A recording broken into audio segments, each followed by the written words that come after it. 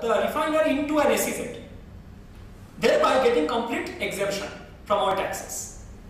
Okay, so this increase in export figures is actually a net loss in our earnings from export, because over the same period, 2009-2010, the total exports of India has gone down by 5%, when there has been an increase in export of 121% from just SEZs.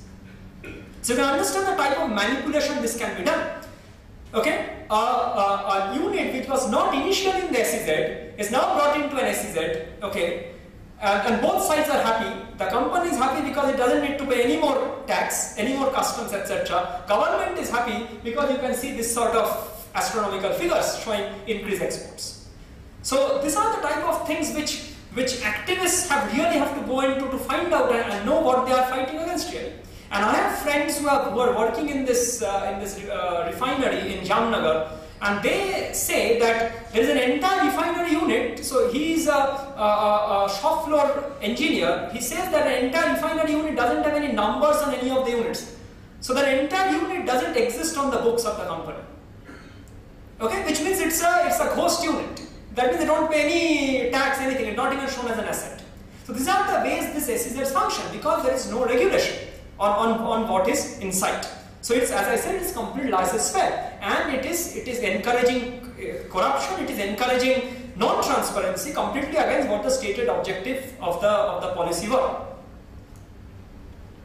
Now, to look at really the political geography, as I say, of the SEZs in India, this is an interesting map which shows the distribution of SEZs in India. This was prepared by my friends Asim Srivastav and Kashif Ali, who have been working on the SEZs consistently over the last 5 years. So they plotted all the positions of all the SEZs on this map of India, and this map is a very instructive map. Okay, that's why I will use this repeatedly to point out some salient features about where the SEZs are, what they are, what their economic, commercial, political rationale has been, and also if it tells us where the SEZs are not there. Okay, so we'll point out these things in the map. So the states with the highest number of SEZs, as you can see over here, are the states Maharashtra, Karnataka, Andhra Pradesh and Tamil Nadu.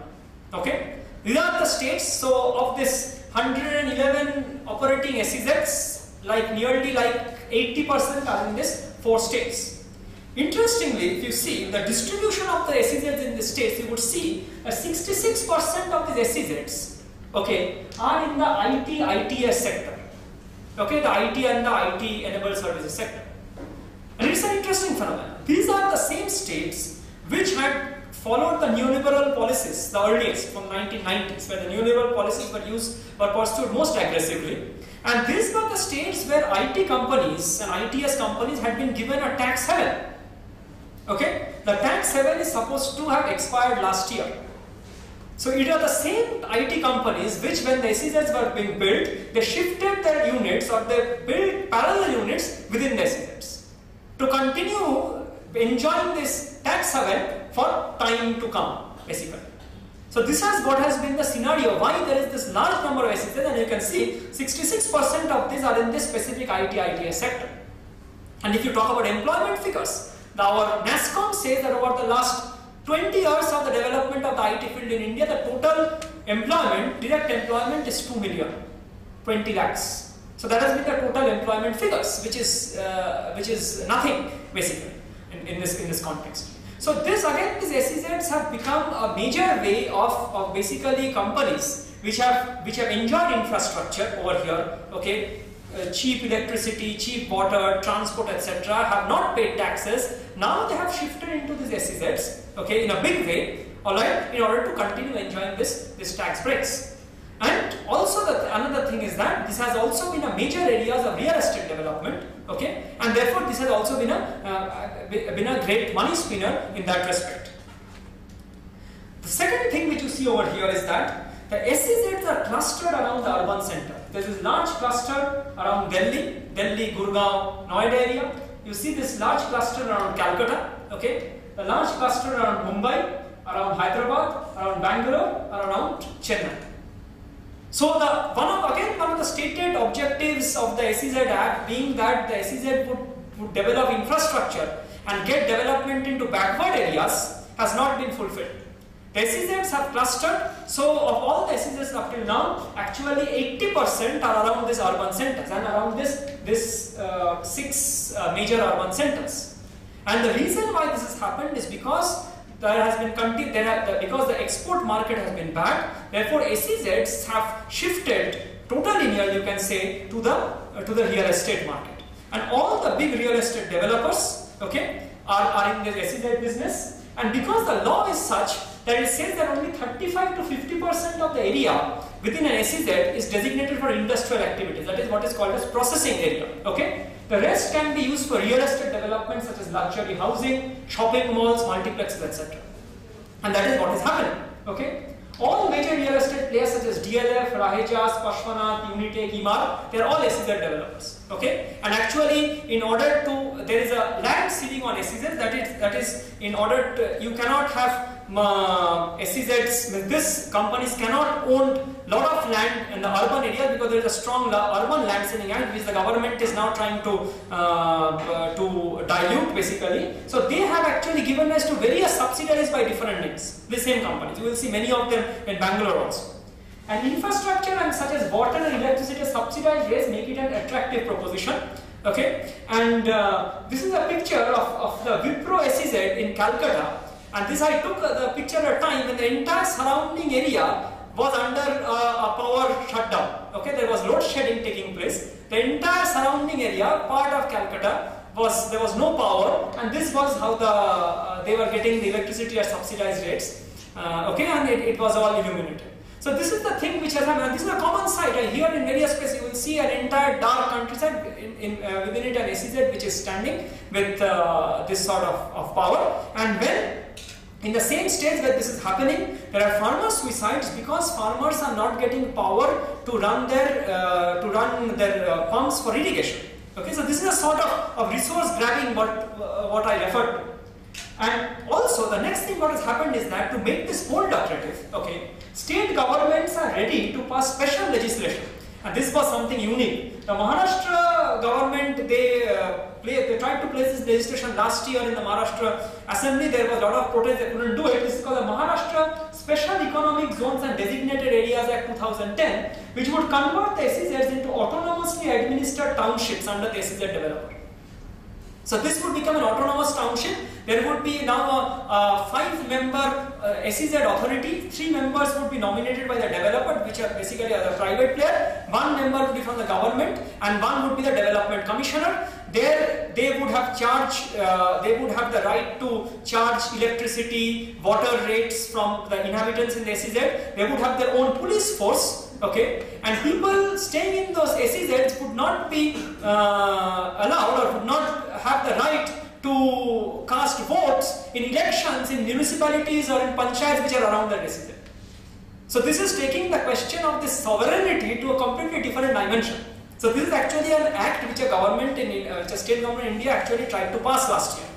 Okay, where citizens of India wouldn't be allowed to cast votes in municipality or panchayat elections where they are physically located. Okay, so this is what you can see where this thing is leading to. Now, on the other hand, what has happened? We are talking about development of industries. On the other hand, what has happened? Deindustrialization has been encouraged by this SEZ real estate business. These are pictures from one of the like the old gold factories of India, the Hindustan Motors factory in West Bengal, from where all the ambassador cars used to be manufactured. Okay, this is 40 kilometers outside Calcutta. This is owned by the Birlas, and they had been given during 1950s when Bidhan Chandra Rai, the first Chief Minister of Bengal, gave them this land. They had been given 350 acres of land, which were actually wetland, to build up ancillary units. Okay. So remember Tata's ancillary unit story in Singur. All these years, for 50 years, this 350 acres of land had not been used. Okay, this has remained as this wetland, pristine wetland. A lot of people dependent on it, fishery, agriculture, etc. You can see the Hindustan Motors factory at the background. What happened in 2006, the Birlas, the Hindustan Motors, they approached the West Bengal government telling that they are in dire straits. They cannot continue the factory, they are going to shut it down, and therefore they got permission from the West Bengal government to sell this land. Okay, So the West Bengal government actually amended the Land Reforms Act in West Bengal, because all this land is actually leasehold land, but they amended the act. Now the land was transferred to the builders, and the builders sold it to the West Bengal government for rupees 10 crore. Okay, and the next day the builders sold it to this company in Bangalore. It's called Shriram High Tech for 190 crores for setting up an SEZ called the Bengal Shriram High Tech City. So the entire area is now high. No-go, you can see the security stands everywhere. Okay, with Bengal Shriram High Tech City written over there. The farmers and the fisher folk who were dependent on this are nowhere to be seen. And then on the other hand, what has happened?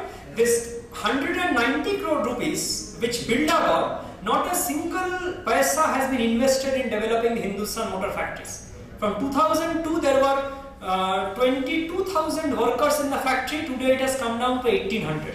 So they are basically trying to shut down the factory. Okay, and on its face this Bengal Shriram High Tech City, which will be a real estate SEZ, is going to be set up, and we pursued it. So there is a local movement against it. I am part of the movement. So there is Inland Fisheries Act which forbids filling up of any water bodies over there. So what this company has done very cleverly, they have said in this SEZ application that they will make an equal extent of water body in their high-tech city. And when we got hold of the plan, we saw that the swimming pools have been designated as the water bodies. Okay, so this is the way they are means all the laws, and as soon as it goes to the SEZ Act, it goes under a fast single window clearance process, where we cannot even pursue them using this Inland Fisheries Act, Land